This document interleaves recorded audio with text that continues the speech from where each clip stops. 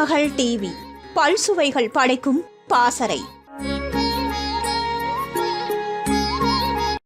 கன்னடத்து பைங்கிலியாக சினிமாவில் நுழைந்தவர் சரோஜா தேவி. ஜெயலலிதாவைப் போல எம்ஜிஆரின் அதிக படங்களில் நடித்தவர். இன்னும் சொல்லப்போனால் ஜெயலலிதாவை விட மிகவும் அதிகமான படங்களில் இவர் எம்ஜிஆருக்கு ஜோடியாக நடித்திருந்தார். எம்ஜிஆர் ஜெயலலிதா ஜோடி போலவே திரையில் எம்ஜிஆர் சரோஜா தேவி ஜோடியும் ரசிகர்களால் பெரிதும் ரசிக்கப்பட்டது. இவர்கள் இருவரும் இணைந்த எல்லா படங்களுமே வெற்றி படங்கள்தான்.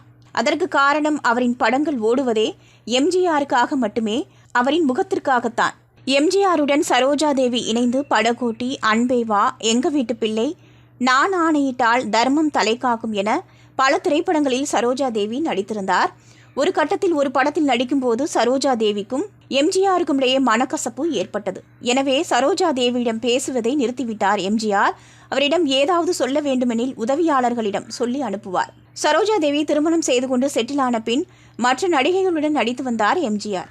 அப்போது சரோஜா தேவியின் கணவர் இறந்த செய்தி கேள்விப்பட்டு மனைவி ஜானகியுடன் பெங்களூர் சென்று அவருக்கு ஆறுதல் சொன்னார். அப்போது இது மிகவும் கஷ்டமான சூழ்நிலை, உனக்கு ஆறுதல் சொல்ல முடியாது. ஆனால் இதே எண்ணத்தில் நீ இருக்கக்கூடாது. நீ அரசியலுக்கு வா. பொது வாழ்க்கையில் உன் கவனம் திரும்பினால் உனது சோகம் மறையும். உனக்கு மேல் சபை எம்பி பதவி வாங்கி தருகிறேன் என சொன்னார் எம்ஜிஆர். ஆனால் இப்போது அதில் எனக்கு விருப்பமில்லை. நான் முதலில் இதிலிருந்து வெளியே வருகிறேன், பின்னர் அரசியல் பற்றி யோசிக்கிறேன் என சொல்லிவிட்டாராம். திருமகள் டிவியை லைக் செய்து உங்கள் நண்பர்களுக்கும் ஷேர் செய்வதுடன் சப்ஸ்கிரைப் செய்து ஆதரவு தாருங்கள்.